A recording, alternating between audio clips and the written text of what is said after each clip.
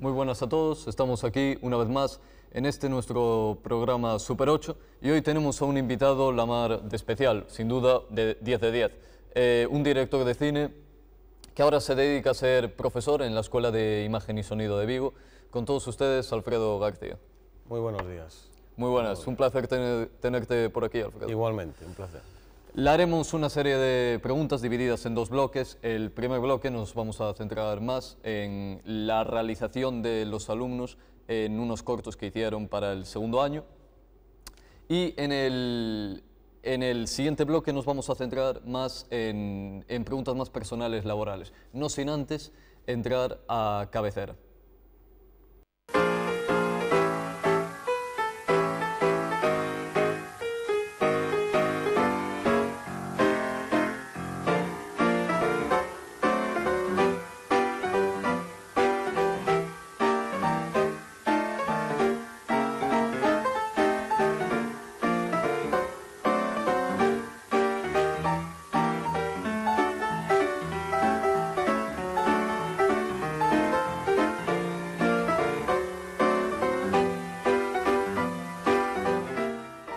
Lo dicho, Alfredo, empecemos hablando un poco sobre cómo los alumnos realizaron unos cortometrajes en el segundo año. Empezando por, ¿cómo fue la preparación de esos alumnos a la hora de abordar un cortometraje en todas las fases, tanto en la preproducción como en la producción, etcétera? Bien, evidentemente hay toda una serie de aspectos relacionados con la producción de una obra audiovisual.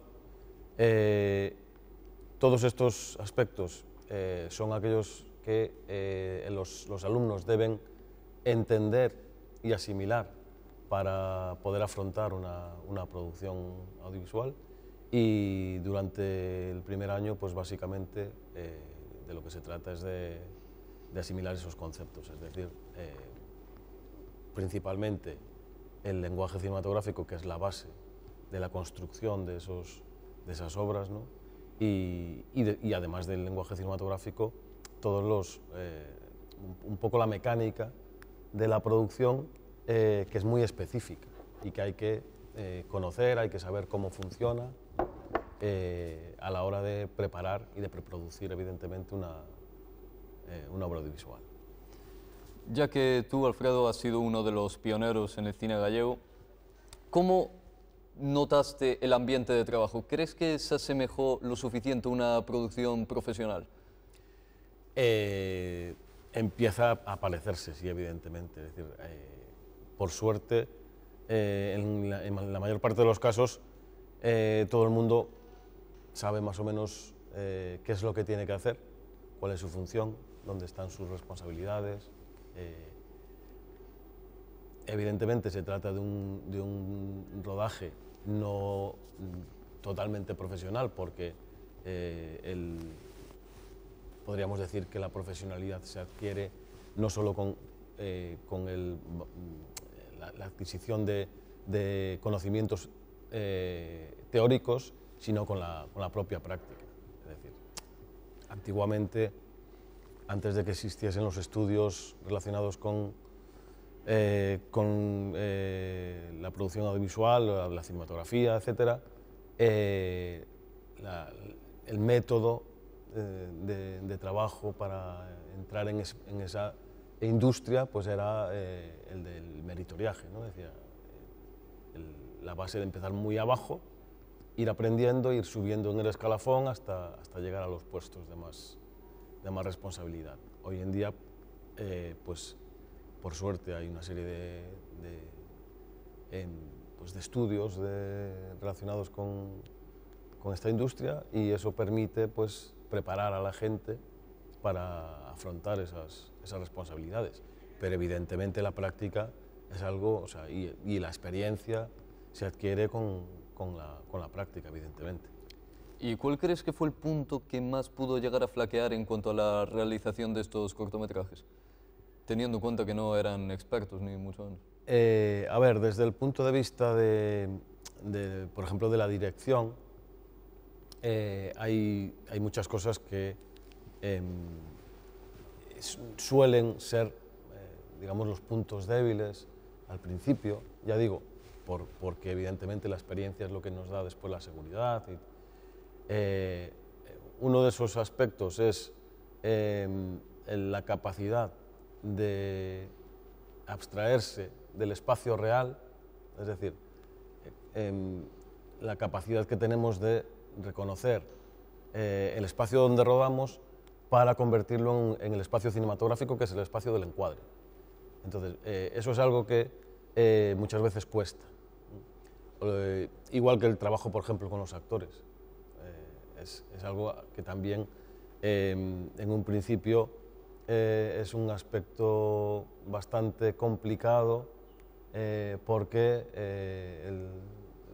la dirección de actores pues, es algo muy específico, ¿no? El trabajo con actores que a lo mejor no son profesionales de mucha experiencia, que hayan hecho muchas cosas, también dificulta un poco pues, esa relación, ¿no? Entre el director y los actores. Es decir, hay determinadas cosas que suelen ser un poco ese punto débil, ¿no? que se va mejorando después con el tiempo. Sí, sin duda. Continuaremos después de la publicidad.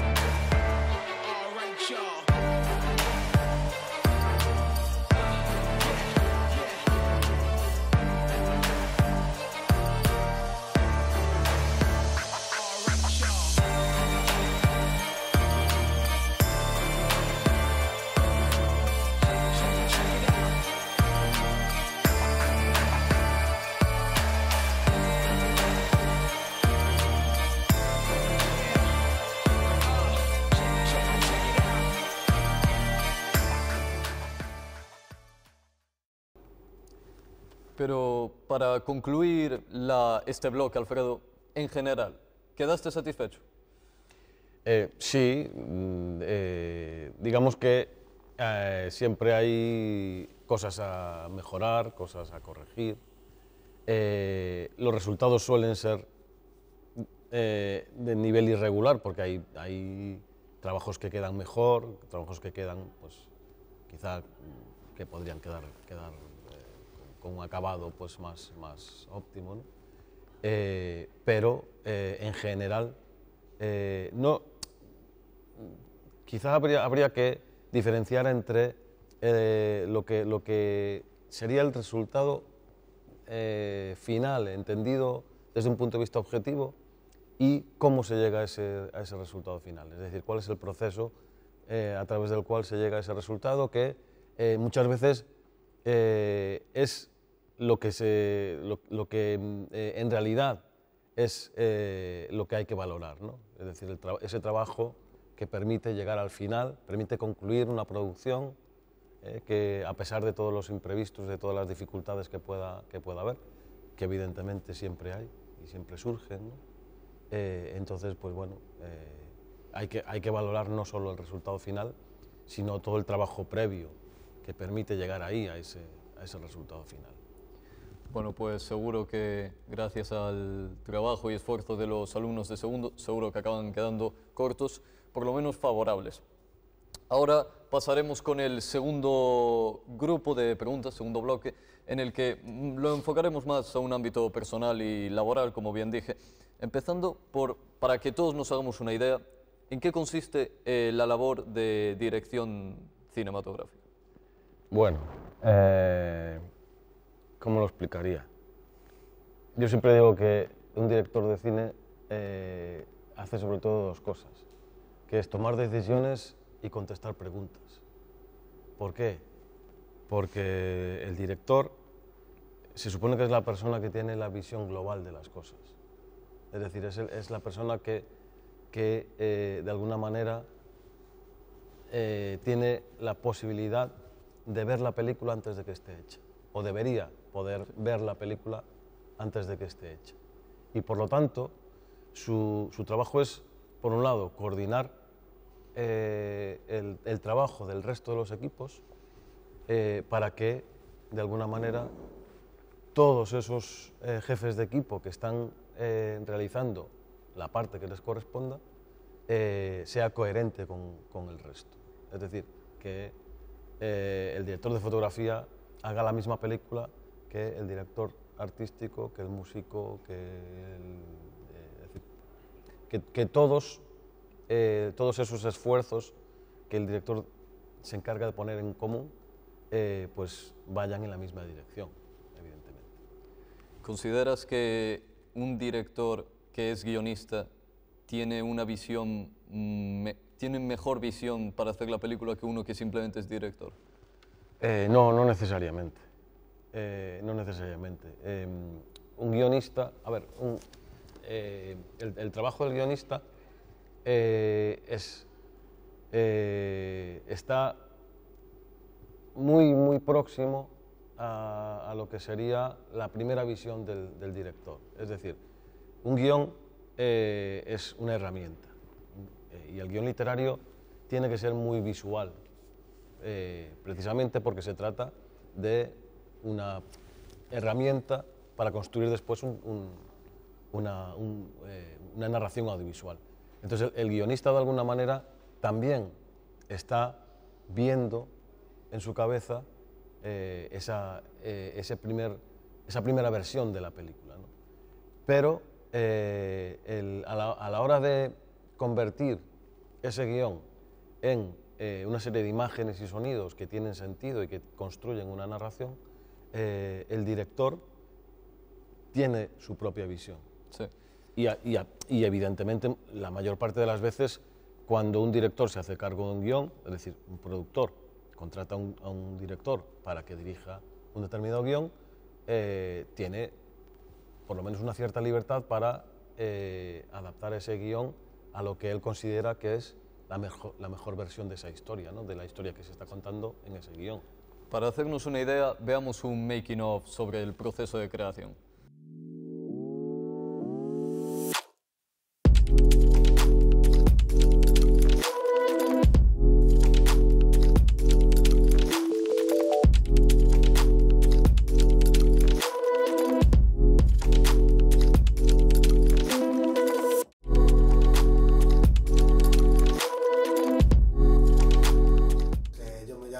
Raimundo, que me suelen llamar Mundo, las personas que conozco, y bueno, estoy en segundo de iluminación aquí en la ISV y soy director de foto del corte de 2 AMPM.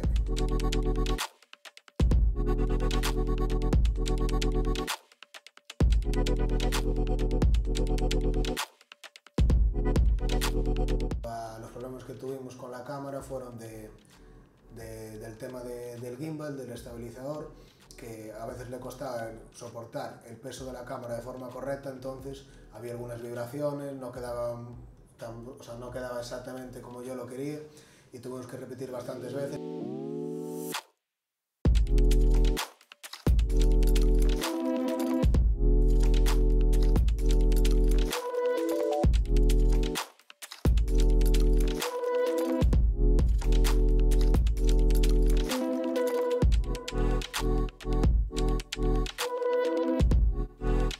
Con este equipazo que tenía de imagen, pues era complicado fallar. Así que nada, un saludo para mis colegas.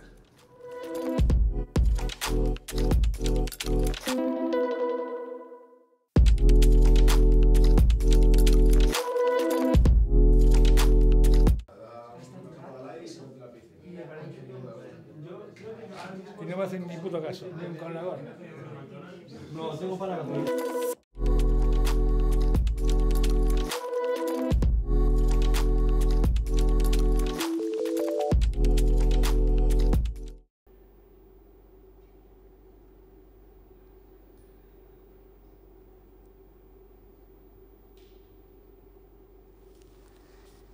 Y bien, Alfredo, ¿cómo te empezaste a interesar o cuándo te empezaste a interesar por la dirección y por el cine en general? Pues temprano. no sé, pues en la adolescencia, al empezar a ver cine, noté que aquello pues era algo que me gustaba, no solo verlo, sino el saber cómo se hacía aquello, ¿no? Y además de ver cine, empecé a leer libros y dije, bueno, pues voy a ver si esto, suerte. claro. Y todos en este mundo del cine tienen a ciertos ídolos o personas que admiran mucho, a las que acuden para inspirarse día tras día. ¿Podrías contarnos cuáles son los tuyos, Alfredo? A ver, yo no soy una persona que tenga o que sea fan acérrimo de alguien hasta extremos bueno, de idolatrar, ¿no? Y tendría que decir muchos nombres, porque en realidad las influencias vienen de todo lo que ves. Entonces, evidentemente hay directores con los que tienes más afinidad o que te gusta más el tipo de cine que hacen, y no sé, o sea, yo podría decir muchos directores. Si tuviese que dar nombres, pues pondría, por ejemplo, a Sam Peckinpah, pondría, pues, no sé, a David Lynch, pero, no sé, o sea, ya digo que no es una cuestión de que existan directores que influyan únicamente en cómo te planteas tú lo que tiene que ser una película, ¿no? Sino que hay que disfrutar de todo tipo de cine, sí. y intentar abrir un poco la mente a cualquier propuesta cinematográfica que se presente, porque todas tienen, siendo buenas películas, evidentemente. O sea, hay algún cine que se hace que sirve para que pases hora y media entretenido y no hay más. O sea, pero digamos el cine que vale la pena no es...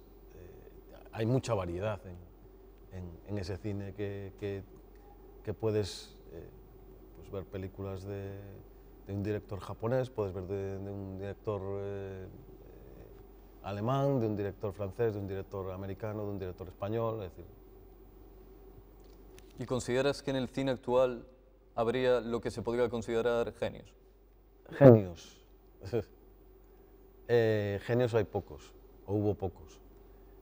Yo es que hay un problema con el cine actual, y es un problema que se lleva arrastrando ya bastante tiempo, y es que la producción cinematográfica hoy en día está bastante condicionada por las decisiones de tipo económico que vienen marcadas por los grandes ejecutivos de las multinacionales que se hicieron con los grandes estudios. Es decir, Hollywood desapareció y los grandes estudios de Hollywood los compraron multinacionales que lo que buscan al final es que las cuentas sean lo mejor posible. Entonces, ¿qué pasa? Pues que el cine se está convirtiendo en una especie de sucesión de copias de películas que se copian a sí mismas, que a su vez generan otra copia de otra copia, es decir, y cada vez hay menos variedad. No sé, si vemos un poco cómo se distribuyen los ingresos de taquilla de los últimos años, pues seguramente veremos películas que son muy parecidas entre sí y que responden a un modelo muy concreto, y fuera de eso, pues sí, de vez en cuando aparece alguna película que se sale un poco de ese esquema, ¿no? Pero cada vez menos, mientras que antes no sucedía esto, antes digamos que había muchas más propuestas distintas entre sí. Bueno, retomaremos este tema después de la publicidad.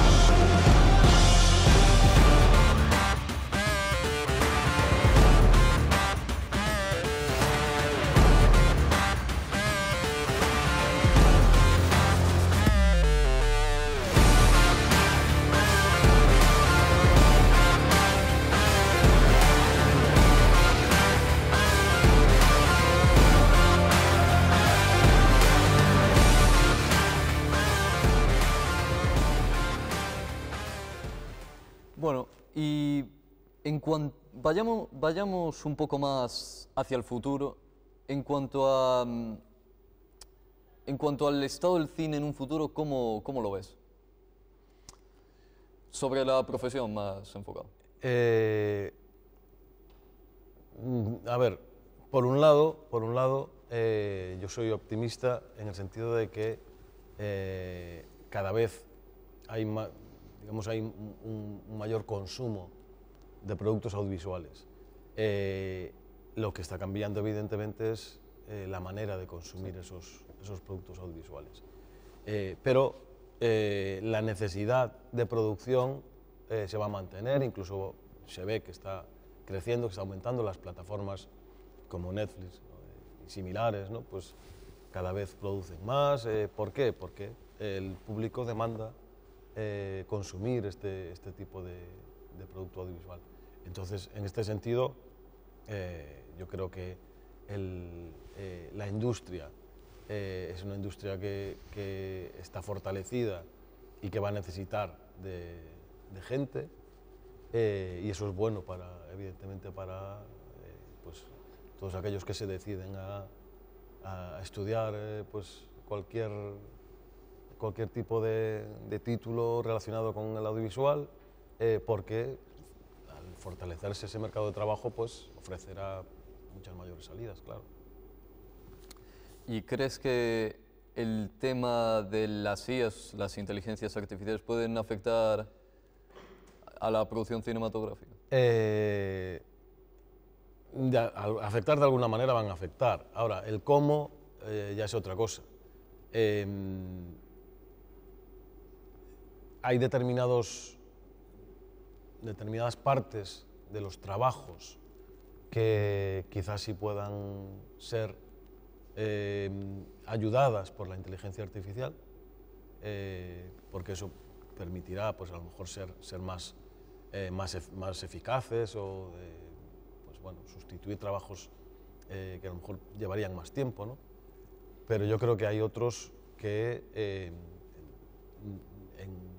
va a ser muy difícil que puedan sustituir, porque hay decisiones que dependen un poco de la capacidad del ser humano de diferenciar entre las cosas. Y para ir finalizando ya, ¿qué consejo le darías a futuros cineastas? Pues uno muy evidente, que vean mucho cine. Que vean mucho cine. Es como si quieres aprender a escribir, no tienes otro remedio que leer mucho. Si quieres aprender a hacer cine, tienes que ver mucho cine, mucho, y de todo tipo. Y eso es lo que deberían hacer. Al final del día, ver cine y leer sobre cine es lo que más te puede llegar a ayudar, ¿no? Sí, porque es lo que te da un bagaje, te da pues es una cierta cantidad de conocimientos que de otra manera pues no se pueden adquirir. no se trata de copiar lo que ves, se trata de tener pues, referencias a la hora de después poder trabajar. Sí, sin ninguna duda. Pues ha sido un total placer tenerte por aquí, Alfredo. Igualmente. Y a vosotros por escucharnos un día más aquí en Super 8.